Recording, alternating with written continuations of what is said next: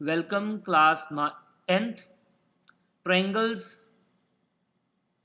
Lecture 9 question number 1-2। ठीक है, अब हम 4 क्वेश्चंस इसमें करेंगे। जो पहले क्वेश्चन 2 हैं हमें स्क्रीन पे नजर आ रहे हैं, और थर्ड एंड फोर्थ बात वही है, थ्योरम वही है, कोई चेंज नहीं है। ठीक है, जो भी हमारे पास ABC एक ट्रायंगल है, this is the ABC triangle. पहले क्वेश्चन में ये है ABC is a triangle is similar to triangle DEF। वहां पे PQR था, यहाँ पे इसका नाम DEF हुआ। द एरियाज इसका 64 है, इसका 121 है। If EF this is the EF is 15.4, fine BC find करनी है। तो बड़ी आसान काम है, ये तो कुछ भी नहीं काम है। तो जो मर्जी आप ऊपर रखिए इसको। 121 मैं लिखा यहाँ पे area of DEF upon area of ABC is equal to EF square over BC square. ठीक है, यही आपके पास, आपको पता है कि यही थ्योरम होती है। कोई भी आप ट्रायंगल ऊपर रखिए, कोई प्रॉब्लम नहीं। अगर ये वाली पहले ट्रायंगल रखी तो इसकी कॉरेस्पॉन्डिंग साइड ये भी ऊपर ही आएगी। ठीक है, तो ये कोई बड़ा बहुत इशू नहीं है। ठीक बटे, तो ये लिखा हमने 121 इसकी दी है, इसकी 64 दी हुई है। तो इसको हमने 15.4 है, इसका स्क्वायर करेंगे और BC को हम BC ही रहने देंगे। ये देखिए, ठीक है। अभी हम इसका स्क्वायर करेंगे तो इसका स्क्वायर ये इधर चला जाएगा। देखिए, क्रॉस मल्टीप्लाई इसमें कर देंगे तो इसका स्क्वायर, इसको तो 2 बार लिखेंगे, कोई प्रॉब्लम नहीं है, सॉल्व कर लेंगे बाद में। तो ये आएगा हमारे पास BC square is equal to 15.4 multiply 64, ये 64 हो जाएगा, और 121 नीचे आ जाएंगे। ठीक है, तो ये हमारी कुछ वैल्यू इसकी आ जाएगी। ठीक है, तो अंडर रूट निकालना है हमने इसका।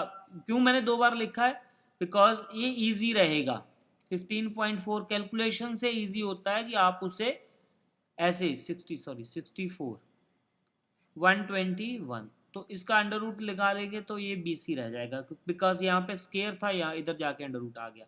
अब ये दोनों में अंडर रूट का मतलब होता है इन दोनों में से एक लेना है। तो एक हो गया 15.4, 64 का 8 होता है, तो 121 का 11 होता है। अब इसे सॉल्व करना है, हमारे पास इतना ही काम है कि इसको सॉल्व करना है। ठीक है, तो 11 1 ज़ा 11, 44 1.4 आएगा। तो इसको मल्टीप्लाई करेंगे तो ये 14 मल्टीप्लाई 8 इज 112, तो ये आएगा 11.2।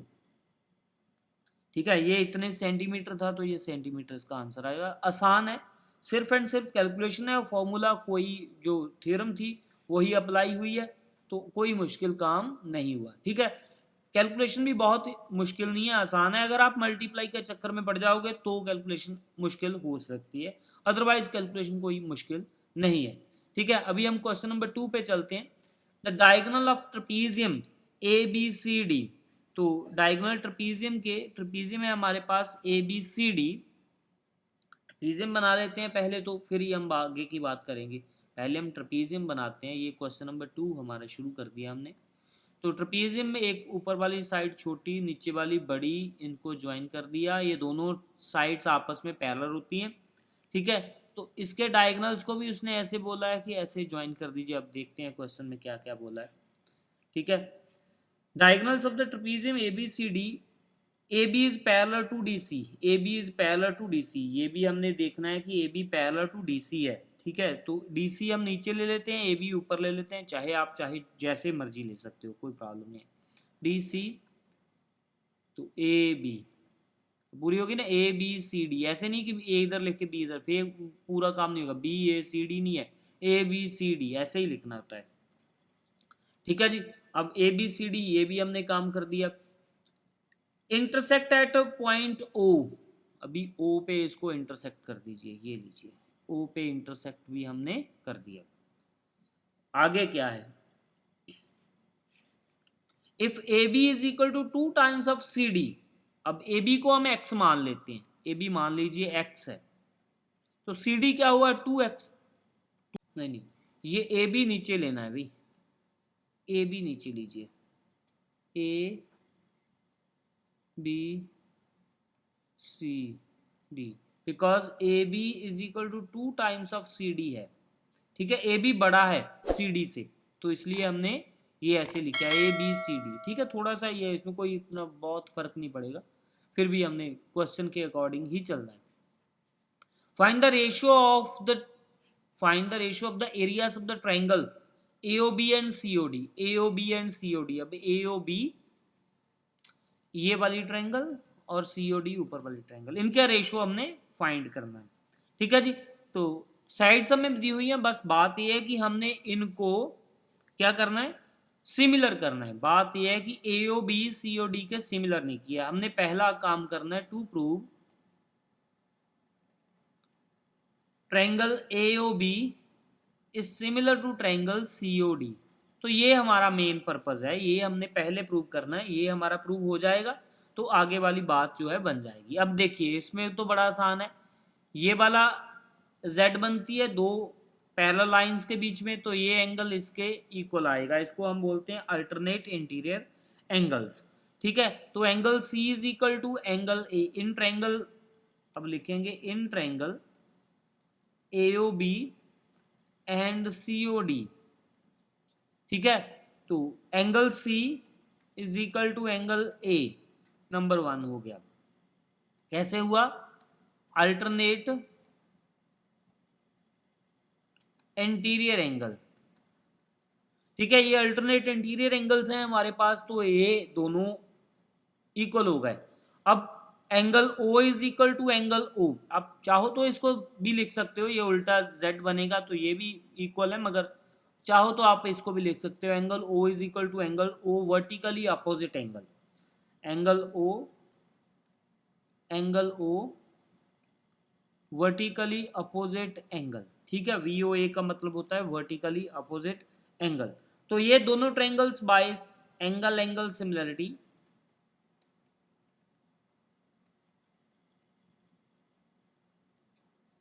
ट्रायंगल्स आर सिमिलर, ठीक है, ट्रायंगल्स हमारे पास सिमिलर हुई, कौन कौन सी, AOB एंड COD ऊपर लिखा हुआ है, ठीक है जी। अगर ट्रायंगल सिमिलर हैं तो इनका एरियाज की रेशो एंड इनकी साइड्स की रेशो को हम डिवाइड कर देंगे, ठीक है। इसमें क्या करेंगे, area of triangle AOB over area of triangle COD is equal to, अब AOB ऊपर लिया है तो इसकी कॉरेस्पॉन्डिंग साइड भी हम ऊपर ही लेंगे, इसकी साइड क्या है AOB की 2x, ठीक है, AOB की साइड क्या है 2x, means AB square upon CD, CD है ना ऊपर, BC CD, ठीक है जी, CD का स्केयर, तो AB है बेटे 2x, इसका स्केयर नीचे है x का स्केयर, तो ये हमारे पास सॉल्व करके आएगा 4x square upon x square, तो ये कैंसिल हो गया, तो ये रेशो आएगी 4:1। तो रेशो हमें पूछी थी कि रेशो क्या होगी, तो रेशो होगी 4:1, ठीक है। तो ये 4:1 होगी, तो ये दूसरा क्वेश्चन था जो बड़ा आसान था, ठीक है। तो आपने इसको देखकर लिखना है, अच्छे से समझ के इसकी डायग्राम बनानी है और समझ के ये सारा काम करना है, ठीक है। अब question number 3 and 3rd and 4th पे चलते हैं। क्वेश्चन नंबर 3 है हमारे पास, ये जो फिगर दी गई है हमें, ये डायग्राम जो बनाई गई है, ये फिगर जो दी गई है, इसमें क्या है ABC एंड BCD ABC ये वाला एंड BCD ये वाला, ठीक है, DBC, ठीक है। Two triangles on the same base BC, ये BC के ऊपर दोनों बनी हुई है, ठीक है, ये तो हमें पता चल गया। इफ AD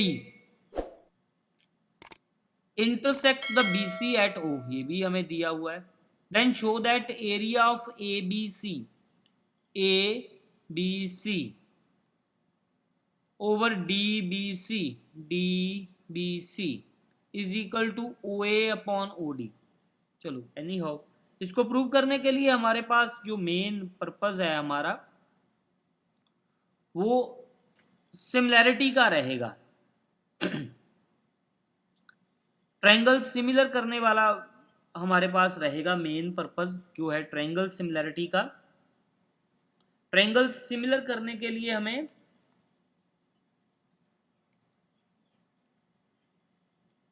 इस पे एक परपेंडिकुलर ड्रॉ करना पड़ेगा, ऐसे इस पे भी एंड इस पे भी, ठीक है। तो इस पे परपेंडिकुलर ड्रॉ करेंगे तो इसको लिखेंगे P, इसको लिखेंगे M। इसके दो नाम लिख दिए P एंड M, ठीक है जी। सॉरी। तो एरिया निकालने के लिए तो हमें जरूरी है ना ये बात कि हम इसका परपेंडिकुलर ड्रॉ करेंगे तो फिर ही इसका एरिया निकल पाएगा, ठीक है। इसको सॉल्यूशन करते हैं हम। सॉल्यूशन में लिखेंगे इन ट्रायंगल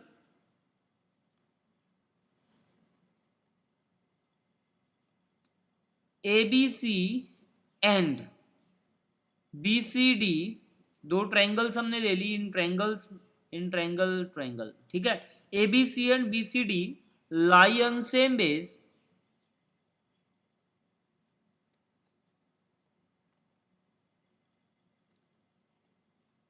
ये हमें गिवन ही दिया हुआ है, हमने अपनी तरफ से कुछ नहीं लिखा है, ठीक है। कौन सा है BC। तो कंस्ट्रक्शन में हमने किया है AP is perpendicular to BC and DM is perpendicular to same BC, ठीक है। ये दोनों ही BC पे हमने परपेंडिकुलर ड्रॉ किए। अब हम लेंगे इन ट्रायंगल APO। अब देखिए छोटी सी ट्रायंगल जो हमने बनाई है APO, सिमिलरली हमने ऊपर वाली भी ऐसे ही लेनी है एंड DMO।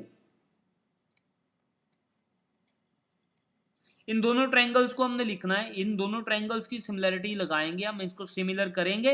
अगर सिमिलर होगी तो फिर इसमें सिमिलरिटी का रूल, सिमिलरिटी की कंडीशंस लगा देंगे हम, ठीक है। तो ये क्या है हमारे पास APO इसमें आएगा सबसे पहले तो P angle is equal to M angle 90 degree. ये हमने कंस्ट्रक्शन किया है, इसको ये तो हमने कंस्ट्रक्ट किया है, ये तो हो गया। अभी आएगा AOP का मतलब है O angle is equal to DOM, ये वर्टिकली अपोजिट एंगल, ठीक है। O एंगल के वर्टिकली है, देखिए ये O एंगल है, ये भी O एंगल है। O एंगल के वर्टिकली है और P 90 का है। तो एंगल जो ट्रायंगल्स हैं वो हमारे पास सिमिलर हो गई हैं, ठीक है। तो triangle APO is similar to triangle DMO। तो ये सिमिलर हो गई हैं, दोनों ट्रायंगल्स हमारे पास सिमिलर हुए तो सिमिलरिटी की कंडीशन लगा देंगे हम, ठीक है। सिमिलर हुई बाय एंगल सिमिलरिटी, ठीक है। ये एंगल सिमिलरिटी ये सिमिलर हो गई हैं तो इसको हम सिमिलरिटी की कंडीशन लगा देंगे। तीनों ही मीन्स ये वाली एक ट्रायंगल है और दूसरी वाली ये वाली ट्रायंगल है, ठीक है। तो ये भी O पे है, सॉरी ये P पे है एंगल, ये M पे है, ये O है, ये A है, ये D है, ये O है, ठीक है। इसको हम सिमिलरिटी की कंडीशन लगा देंगे, क्या आएगा AP अपॉन DM, ठीक है ना। AP upon DM is equal to AO upon DO is equal to OQ upon OM, ठीक है। ये सिमिलरिटी की हमारे पास कंडीशन लग गई, ठीक है। तो ये दो ट्रायंगल्स हमारे पास सिमिलर हो गई, ये वाली और ये वाली, ठीक है। तो एरिया क्या होता है, half base into perpendicular. Area of triangle ABC, area of triangle ABC over area of triangle जो भी दूसरी है, दूसरी का नाम क्या है, ABC BCD, ठीक है जी, BCD। तो क्या आएगा, हाफ बेस, बेस क्या है इसमें, दोनों में सेम है, बेस BC है, दोनों में बेस BC है, BC इंटू 2। परपेंडिकुलर हमने ड्रॉ किया था दोनों का ही, इसका AP एंड इसका DM, AP और इसका DM, ठीक है, इसका DM, ठीक है जी। तो BC के साथ बेटे BC कैंसिल, हाफ के साथ हाफ कैंसिल, तो ये बचे AP अपॉन DM। तो क्या आ गया हमारे, AP अपॉन DM। तो हमने प्रूव क्या करना है, प्रूव करने वाला बात AO अपॉन DO। तो ये नंबर 1 लेंगे इसे हम, this is the number 1 from equation number 1।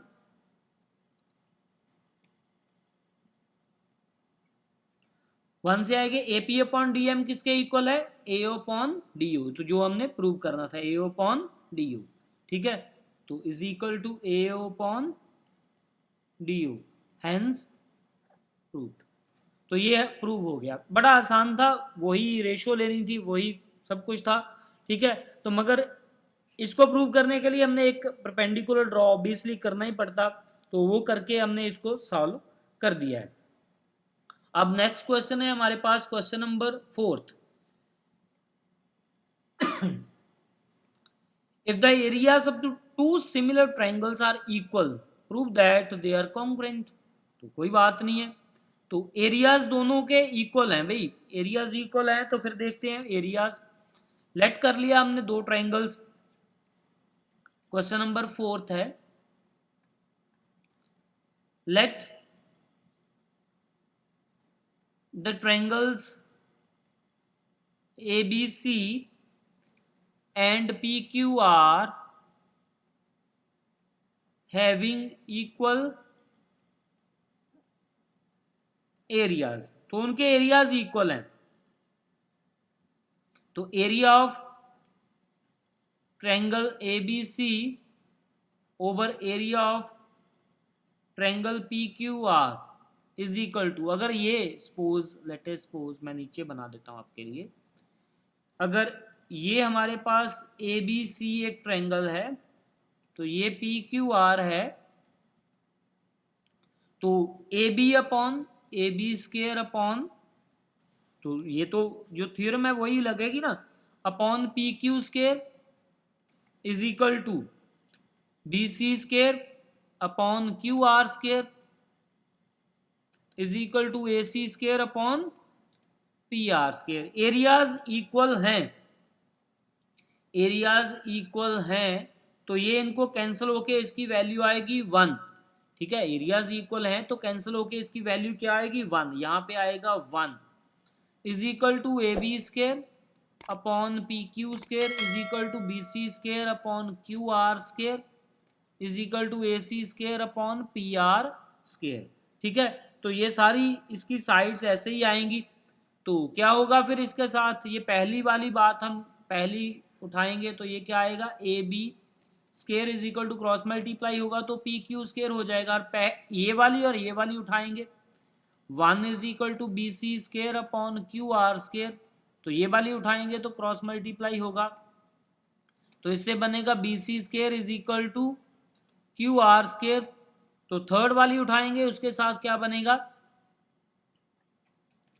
1 is equal to AC square upon PR square, तो इसको भी क्रॉस मल्टीप्लाई करेंगे तो क्या बनेगा, AC square is equal to PR square. अब इसके स्क्वायर के साथ ये कैंसिल, इसके स्क्वायर के साथ ये कैंसिल, इसके स्क्वायर के साथ ये भी कैंसिल, तो ये क्या बन जाएगा, AB is equal to, AB is equal to PQ, BC is equal to QR, AC is equal to PR, ठीक है। तो ये triangle ABC is congruent to triangle PQR है।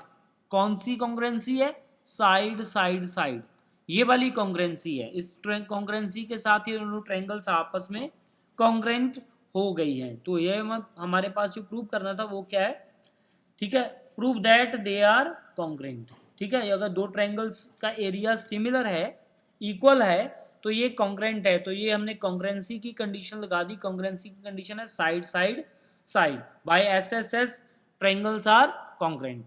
ठीक है जी, तो ये हमारा क्वेश्चन नंबर 4 था। यहाँ तक हमने काम कर लिया। अब नेक्स्ट लेक्चर में question number 5th 6th 7th, ठीक है, ये करेंगे और 8th 9th भी साथ में ही कर देंगे। उसका बहुत मुश्किल नहीं है, वो आपने बताना ही है कौन कौन से करेक्ट है, तो और कुछ नहीं है उसमें। ठीक है जी, तो एनी हाउ मिलते हैं हम नेक्स्ट लेक्चर में। ओके बेटे, गुड लक, टेक केयर।